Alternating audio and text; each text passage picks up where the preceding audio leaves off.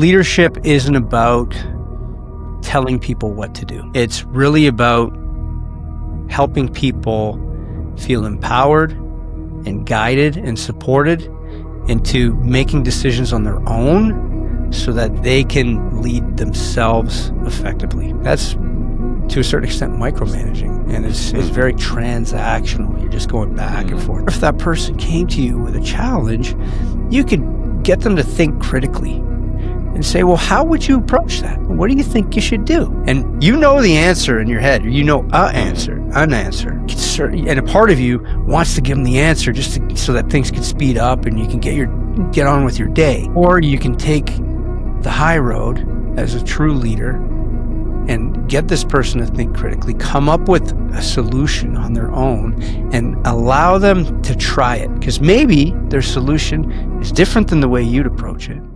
And it might even be better. I'd rather be sidelined trying to achieve greatness than watch greatness achieved and it only set on the sideline. Now introducing your host, Jacob Emery. This episode of the Iron and Infrastructure Podcast is brought to you by Unlocking Greatness with Jacob Emery, a coaching community built for those ready to become the strongest version of themselves. Weekly calls, proven playbooks, and a community built to grow. Greatness is not given, it's unlocked. Join us today at jacobemery.com or DM coach at jacobemery44 on all social media platforms. Welcome back to another edition of the Iron and Infrastructure Podcast. And today's guest, Chris Atwell, peak performance leadership expert. Ladies and gentlemen, we're going to talk all things leadership. This man is a stud. He and I did not plan our wardrobe. So these black shirts were not planned, believe that or not. They were not planned, but I will always have this black shirt on. And Chris, you may be the same way. Don't have to think about it. That's part of my system for success. Chris, welcome to the show. Appreciate your time today. Hey, thank you for having me, Jacob. We've been talking before we started recording. There've been a lot of gems in there. It's been absolutely great meeting you, Chris. Your leadership stories have been amazing. Everything you've done has been amazing. Let's start with transformational leadership. I know you studied John Maxwell. What is transformational leadership to you? And why is leadership such an important thing in today's society that we need in business? Yeah, great question. There's different perspectives of what transformational leadership could be, but the way that I view it is leadership isn't about telling people what to do. It's really about helping people feel empowered and guided and supported into making decisions on their own so that they can lead themselves effectively. That's my take on transformational leadership. Example of that could be, you're a manager of a company, somebody comes to you with a problem and you say, well, fix it like this. You're giving them direction. You're telling them what to do. That's managing. That's, to a certain extent, micromanaging. And it's very transactional. You're just going back and forth. Or if that person came to you with a challenge, you could get them to think critically and say, well, how would you approach that? What do you think you should do? And you know the answer in your head. You know an answer. Right? Because you've dealt with the challenge a million times and you think, and a part of you wants to give them the answer just so that things could speed up and you can get on with your day. Or you can take the high road as a true leader and get this person to think critically, come up with a solution on their own and allow them to try it. Because maybe their solution is different than the way you'd approach it. And it might even be better. Might be better, yes. Right? Love it. I have a coaching frame I call traffic light leadership, and I was inspired to put something together because of the leadership I've seen myself. And so if you think through the lens of a traffic light, you have the red light. These are the terrible leaders. Chris, we've all had terrible leaders. We know who they are. They're out individually for themselves. It's all about personal gain only, and no one else matters to them. It's just personal gain. And then we have the yellow light. We have the trained leader. They love to lead other people, They love to get accomplishments in place, but it's still for them. It's still only for them, but they know they need other people to get there. They lead for success today, and that's about it. And so some of this is from the Maxwell book. And transformational leadership, they love the people that they lead. Success to them is the team winning. It's not just them winning. And so they lead for individual success and team significance. And that's what I'm trying to do on our pipeline. And so team success comes from individual success. And so that's how I put it together. And I absolutely, when I look back at my years in leadership, I was learning more from the bad habits and bad leaders than I did the good ones. And it's amazing how much pain you have to go through to realize that I don't ever want to become that way. Yeah. Yeah. I hear you loud and clear. And one of the questions that I always encourage leaders to ask themselves is just that, are you doing this for you, or are you doing this for the organization, for your people? Mm-hmm. What I also like to tie in when it comes to transformational leadership, and this comes from one of John's other books, The 5 Levels of Leadership, is that leadership isn't only about guiding people. Transformational leadership comes when you're developing leaders. So you're making a big difference when you're empowering people to the level where they can step into their leadership, and that is the pinnacle. If you're leading people and them people that you are leading are not growing the same rate you're growing, within you might be a 6 skill set and they might be a 3 or 4, but you're trying to get them to that 6. But if they're not growing, 2 things are always going to be true in my business. If we are successful, it's because of the team. And if we fail, it's because of me. Because no matter what happened, no matter the situation with an individual or circumstance in the business, like if it's a personnel issue, the person either did not have the tools and training they needed to be successful in that. So the issue that happened could have been avoided with the proper tool set, or they had everything they needed. They made a mistake and they shouldn't have been there. But it's only one of the two. To me, that's how I view it, because it's always on me as a business owner to make sure that everyone has the thing that they need to be successful, and then their values align enough to make the right decision.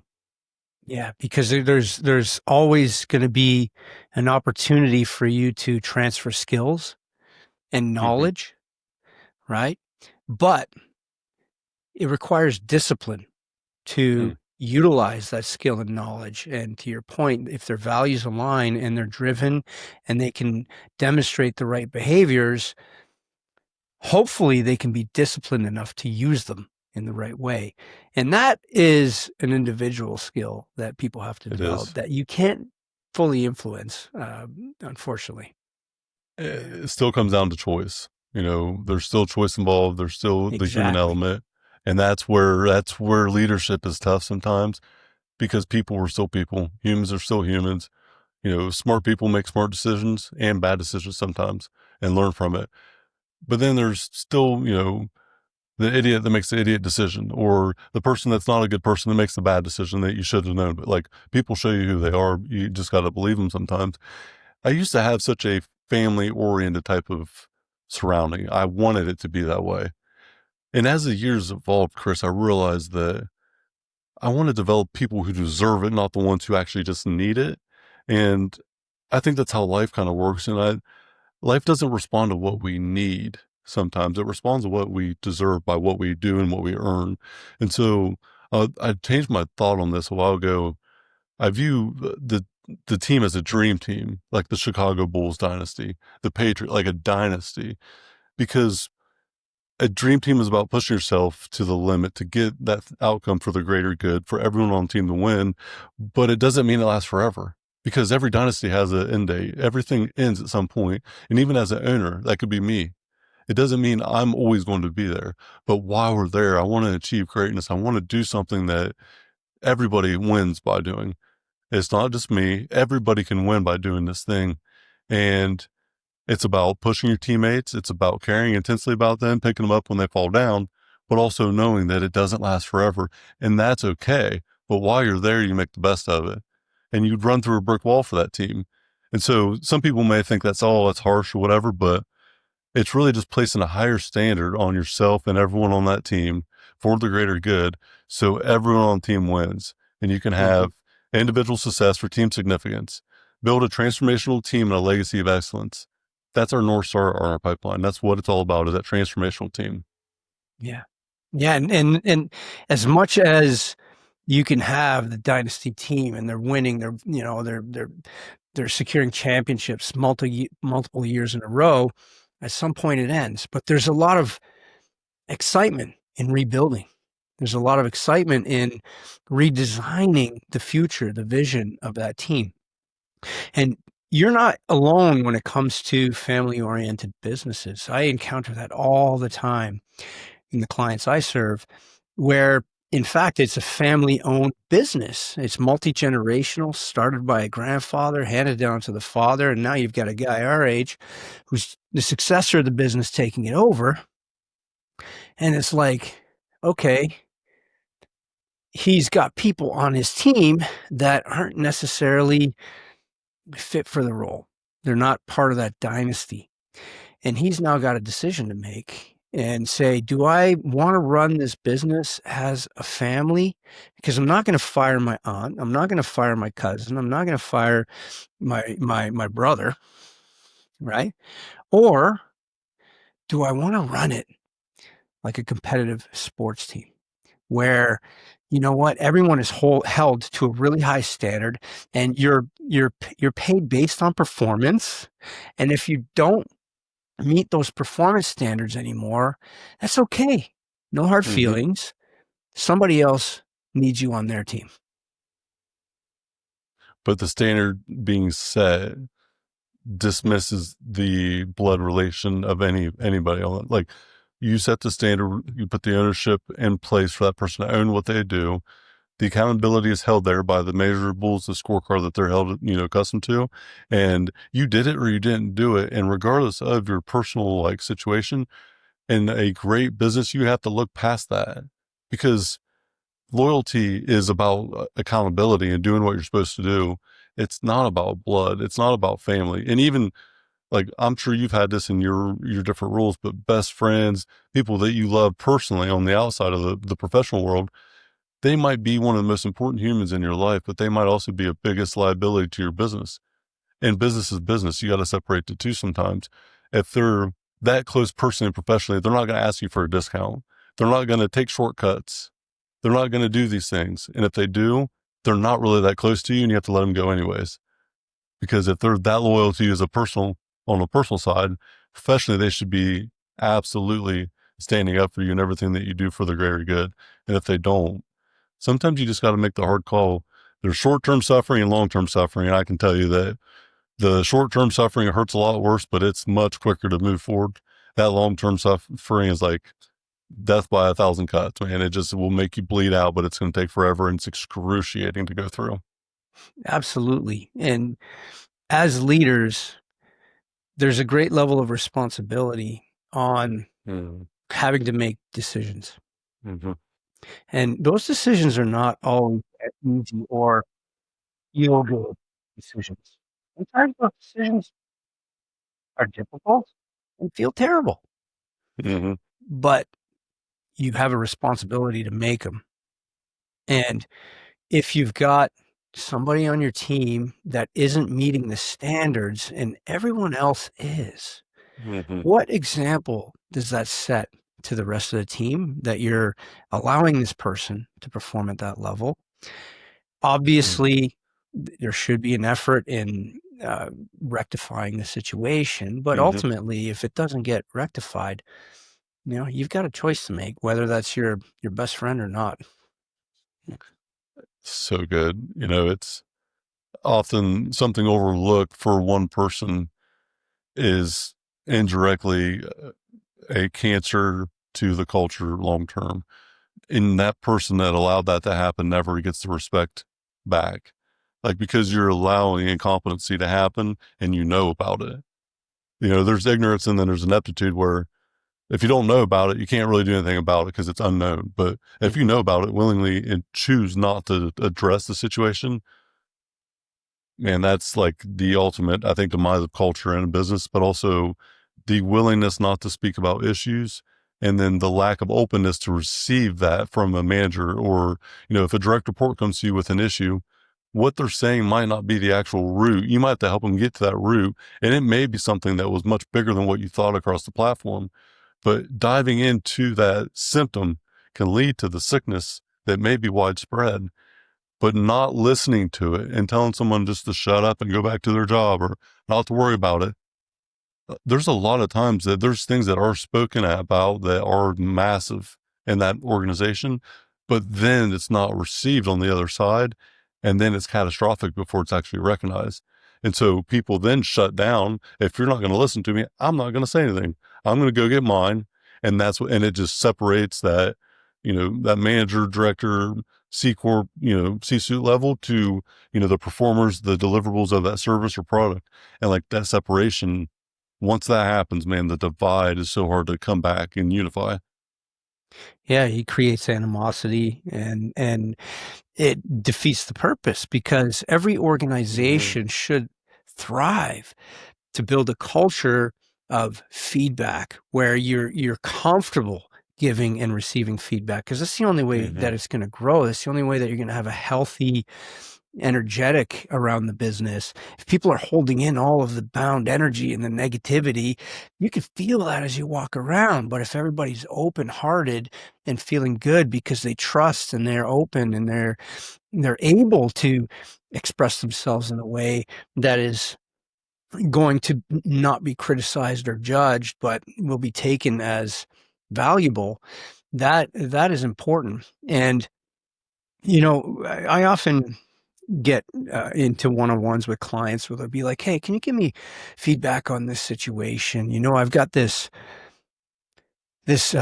individual contributor who keeps complaining that the other person is not doing their job, and that they feel, that why do they get away with not doing their job?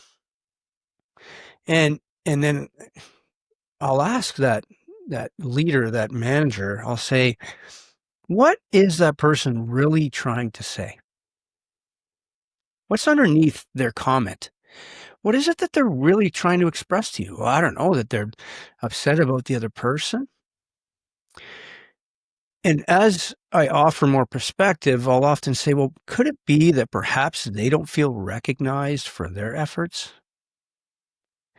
And that they see the other people underperforming to a lower standard, and you're not upholding the standard, and you're not recognizing them for upholding the standard?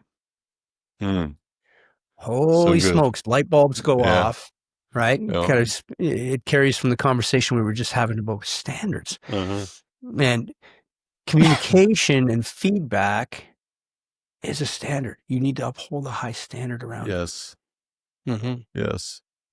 I ask for feedback loops. I ask for, I tell people, try to hurt my fucking feelings. Like I say that to him, Chris, like I want you to hurt my feelings. Try to, with transparency, with honesty, with directness, because I can't get better if I don't know what's wrong. I can outline the things that I screw up like daily. I know what that shit is. I'm good with that because I make that mistake. I learn from it. Like I'm aware of it, but there's things that I don't know. It's the unexpressed frustrations that just get people in such a bad place mentally. One of my big themes this year was to protect my positivity. I don't have time for negativity in my life. If you're negative and you're going to just drain my energy, I got no fucking time for you. I just don't, because I'm protecting my positivity at every, like, conscious thought is protected, that positivity, with how I receive information, how I deliver it back, the people I let in my life. If you're not very strict on the things you allow to influence you, you will eventually be, a product of that environment instead of setting the tone for that environment with the standard. So leadership is hard. It's very difficult. One thing about leadership, that's breaking it down to that very simple, basic level, there's good leaders and bad leaders out there. What's the intent behind the actions that follow the words? You can say one thing and do another, and it becomes very clear very quick. So the action must follow the words that are being said. And what's the intent behind of it? And then what does that person do in the dark? whenever someone has the opportunity to do the wrong thing in the dark, it's going to be shown in the light. And so what you do in the dark always comes out. The truth always prevails. It always exposes itself. What you do in the dark, it always comes to light. And I know there's been so many times I've been like, I could just do this like shortcut thing that doesn't harm anybody, that's really irrelevant. I would only know about it, but I would know about it, Chris. I would know. I can't allow it to happen because I would know up here. If I'm going to commit to myself something, I'm not going to lie to myself.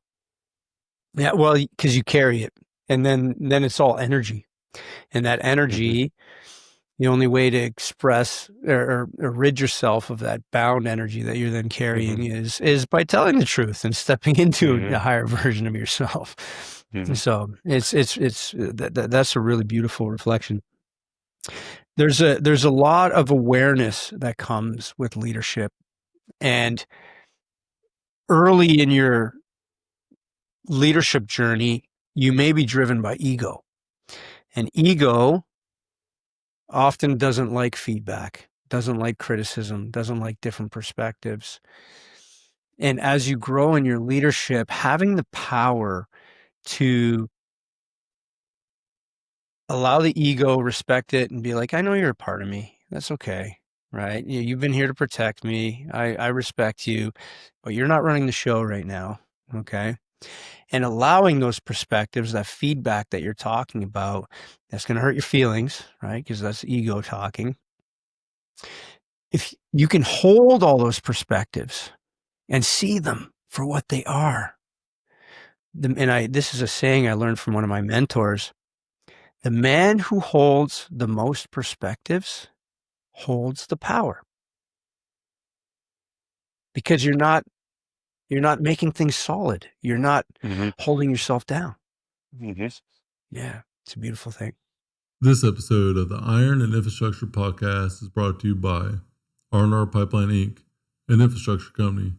Join our team today at rrpipelineinc.com. The way it's always been done is not the best way.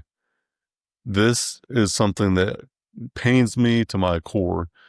I have been told so much of my life, that's the way we've always done it. That's the way we got to, we must continue to do it that way.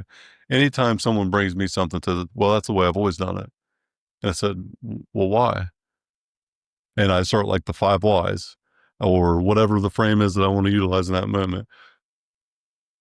How do you get this result? By doing it with this method, framing a question in a way to really put someone in a position where they've never been questioned on why they do it. Is it mandatory to be done? Is it a compliance thing, or is it a thing someone put in a handbook 15 years ago that the handbook don't even exist and we're still implementing this like lackadaisical thing that doesn't even matter? And so I'm huge on first principles thinking. I frame it as prosperity principles, and I have my own framework around it, and I utilize it all the time because what is truth, not tradition? That in itself, I want to know the damn truth. I don't want to know what your best practice was from 1987 or the traditional thing that has always been done. I want to know what is required by facts, by law, by physics to be true. And then let's go from there. What kind of tools do you use? What are your go-to? Like, yep, I use this thinking tool, this strategy tool. Do you have a couple tools that are like your top 3 go-tos? Yeah. So there's a few go-tos I leverage. The first one is, there's this book by Richard Rumelt. He was a NASA engineer, and he wrote a book called Good Strategy, Bad Strategy. Okay.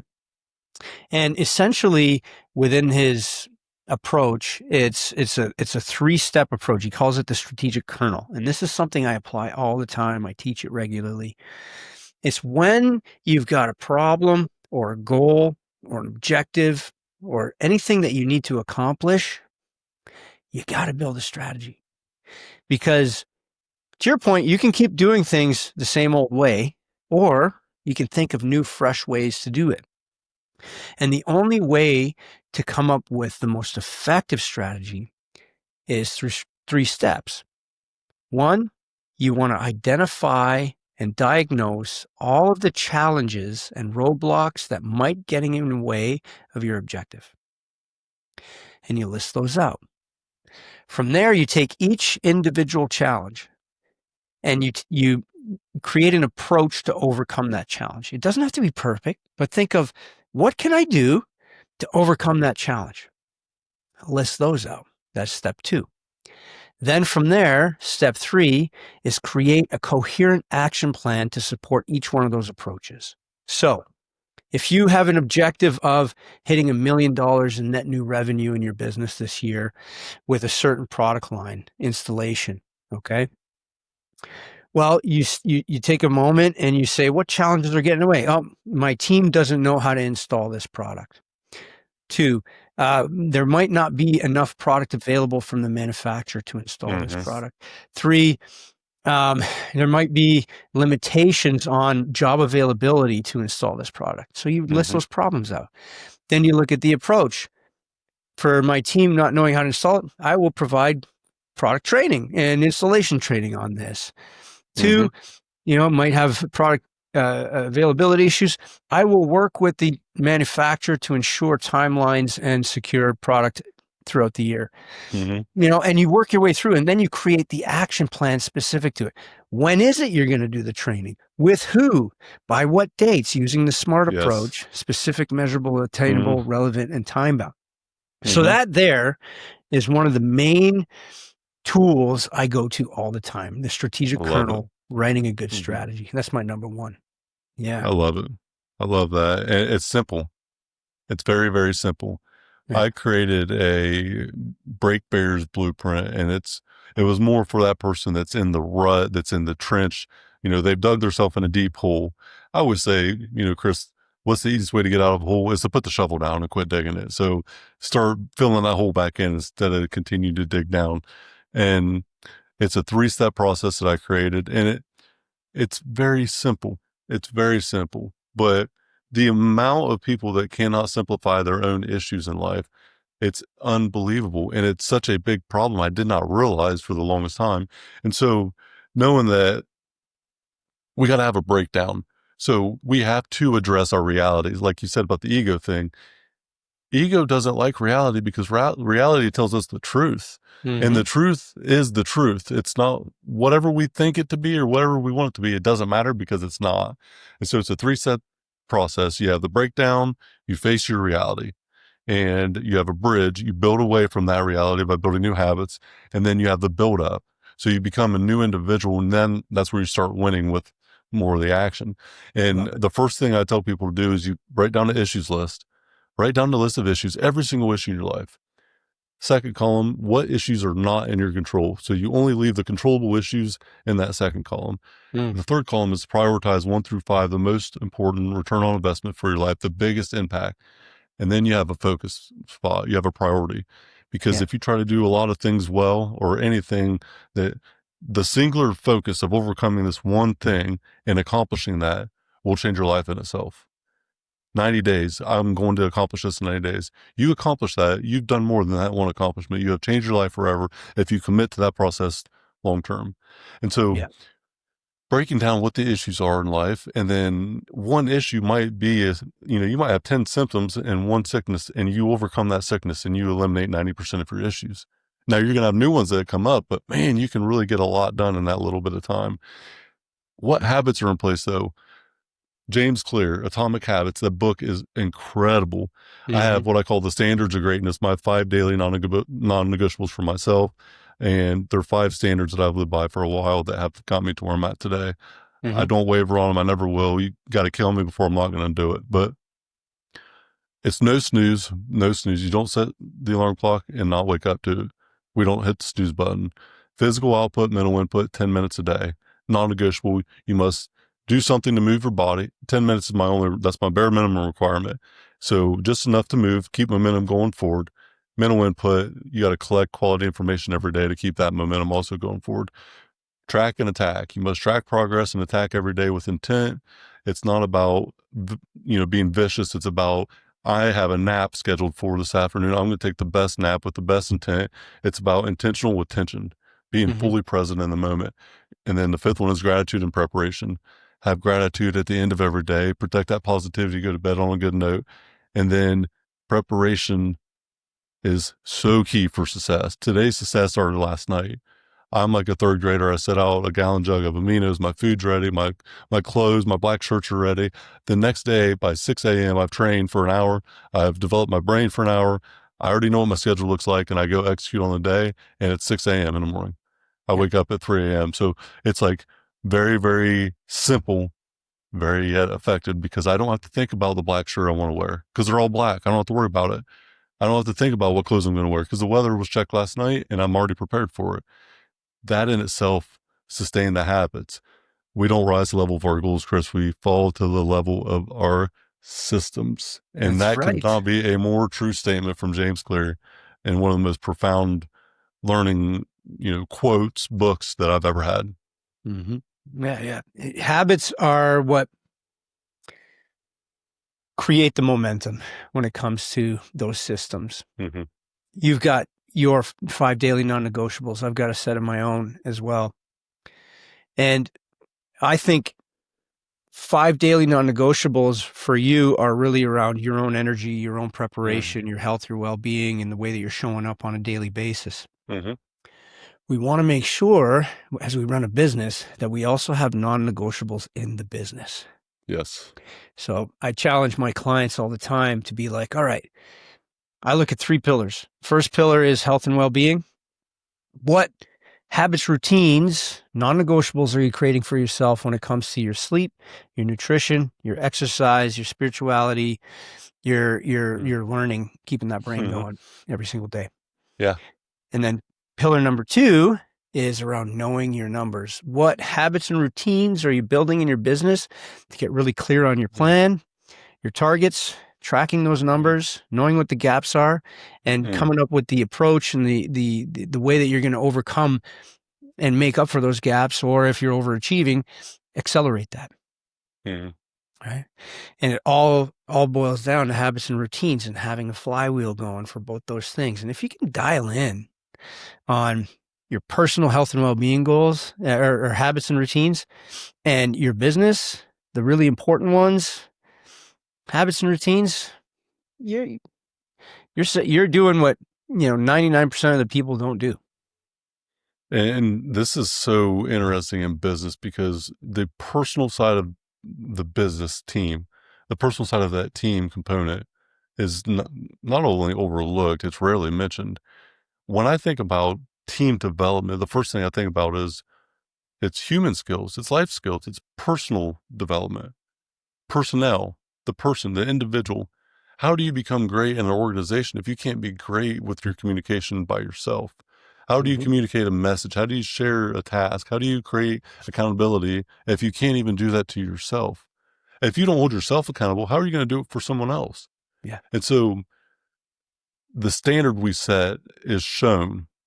We don't have to be there always to show it, though. We live by that code, that standard that is in place. One thing that was really interesting for me, we outgrew our office space, and I had another office space off site. I had one at my house. I had enough places that I can pack up. I travel decent, but I can be anywhere and do something. I'm on the road right now shooting a podcast. And so it doesn't take much for me to be minimal and to operate, wherever I'm at. Right. So naturally it was, I gave up my office basically for the greater good. And I realized that the standard that you set doesn't require you to be there all the time. It requires you to do that thing that made the standard work in the first place all the time, and you never go away from it. So it's about the standard that we live our life by, and not the presence of us being there personally. Personal development. That's standard. If you're consistent, people will see that. Yes. It's all about consistency. That's what a habit is. It's consistently doing the same thing over and over. And if you uphold a standard consistently, you don't, whether you're doing it in front of people or not, people will know that it's done. Mm-hmm. Especially when it comes to like health and well-being, right? You cannot fake your body's your business card. You can't fake it. You can't fake it. You cannot say, I'm not doing this or I am doing this and then looking like a tub of shit. It doesn't work that way. The proof is in the pudding. So they say, well, if you're eating the pudding, the proof is going to be there also. So it shows itself very quickly. Yeah. the amount of respect. I'm 6'3", 240 pounds, probably 10%, 12% body fat maybe. So I'm not a small person. And I've been training a long, long time. I train with Corey Gregory, who owns Max Effort Muscle, Corey G Fitness. I don't know if you've heard of him or not. Very well known in the space. So he was business partners with Arnold Schwarzenegger. Like, he's very well known in the space. We are in two businesses together. I own part of Max Effort Muscle. We're like best friends, basically. And he's my training partner. And we've been doing this for a long time. I've known him almost 20 years now, and, on and off for the last 20 years. Last 5 years, we've been training consistently at 4 a.m. And the amount of dedication it takes to show up every day, I can't not do it. Like, I go to bed at 11, I wake up at 3. It don't matter. Like, I do it because it's who I am. But the amount of, just the start and then the continuity factor of long inputs without seeing results, the delayed gratification part in society today that's not there. Everybody wants a quick fix. And the thing they don't realize, they will never get a quick fix unless they do the thing that's hard, because the quick fix is actually just doing the work. There is no shortcut to it. You can accelerate it by just continually doing it. How many people quit and then start again and just ride that roller coaster, and they never achieve anything because they stop and start so much? Yeah. Fall down, but fall forward. Don't fall back. Fall forward. If you're going to have a bad day, do 10 minutes. That's why my 10-minute requirement there is so small, because it's not about doing an hour or 2 hours or 3 hours every day. It's about just getting it in every day with intent and knowing I have to physically go do this. And I train way more than that now, obviously. And 5-6 days a week, I might train an hour every day. It just depends. But I know this bare minimum standard. Put me in a hospital bed, I'm going for a 10-minute walk. Yeah. And if I'm on crutches, put me down on the floor so I can do some damn push-ups for 10 minutes. I'm going to do that 10 minutes every day, because I live by that moral code for me. Because if I'm not taking care of myself, I have to be number one to give everyone else my best version. And I think we have to be selfish as leaders. What's your thought on that selfish narrative, Chris, about I'm confident because of what I do. My ego wants me to do things or say things that I haven't accomplished yet. That's not a negotiable for me. Ego, to me, confidence and ego is split between confidence is confidently speaking in things that you've done and you can do well. Ego is saying that you can do something you've never actually done before. Mm-hmm. Yeah, confidence to me is having conviction, and ego is coming from a place of self-protection. Yeah. And selfishness can be interpreted different ways. I don't think it's selfish at all of you to want to take care of your body and train 1 hour a day. But then if you've got somebody close in your life who is like, well, that hour could be spent with the kids, they could perceive that as selfish. Mm-hmm. Right? But when you're doing it with good intent, you're doing it so that you can show up as a better version for yourself for the kids. Mm-hmm. Yes. So the idea is that we can see their perspective and understand that to them it seems selfish, but know that deep down in our truth that we're doing it from a good place. Mm-hmm. Because by not doing it, we would be actually selfish, because we're not setting the standard for ourselves, and they don't get a good version of us either. Exactly. Chris, we only got a few minutes, and I know you're up against the clock today. I want to give you the floor. Next 5 minutes, whatever you want. Tell us more about Chris. Where can the people find you at? Talk about leadership program, health and wellness, whatever you want. I want to give you the floor, open the floodgates to you. Adversity that you've overcame, anything you want to talk about. The floor, my friend, is yours. Yeah. Well, thank you. To me, leadership is one of the greatest services that you can offer to people in the world. And to me, being a servant leader is what I like to lean into. And the program that I've designed is to help owners of businesses really step into their leadership in a way that they haven't thought of before. I talk about health and well-being and knowing your numbers and creating habits around those two things. That's the foundation of my program.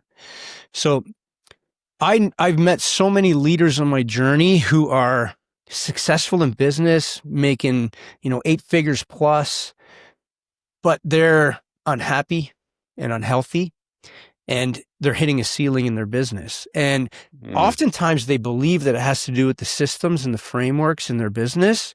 And a part of it is that, but they're not looking at themselves in the mirror.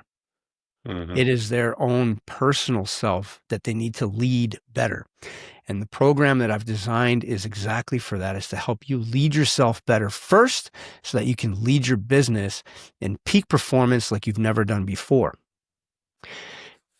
I've led multiple teams in different organizations across different industries, primarily in construction.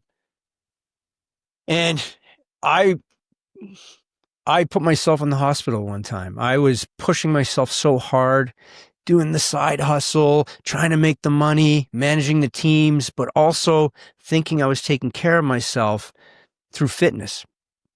But what I realized was the fitness was good, but everything else that I was doing was bad. I was overeating. I was drinking too much. I was using drugs. I was doing all the things. I wasn't sleeping properly. I was doing all-nighters. And that all caught up to me. And I ended up getting what's called rhabdomyolysis. My kidneys failed. We're on the brink of failure. 5 days in the hospital on IVs, looking to make sure that I don't need a dialysis. Life flashed before my eyes, and I realized, oh my God, how am I going to lead people if I'm not taking care of myself?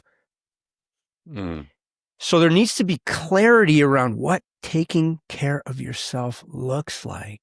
There's a lot of different misrepresentations of that. Yes. So I can help you figure that out. I can help you really lean into your leadership. And this has been a great conversation, Jacob. You can find me on any platform. It's at the Chris Atwell. I'm on YouTube. I'm on Instagram. My website is mindset-conquest.com. Reach out. Let's meet on LinkedIn, wherever it is. I'm happy to chat, see how I can help you. Ladies and gentlemen, I highly recommend going to this man, Chris Atwell.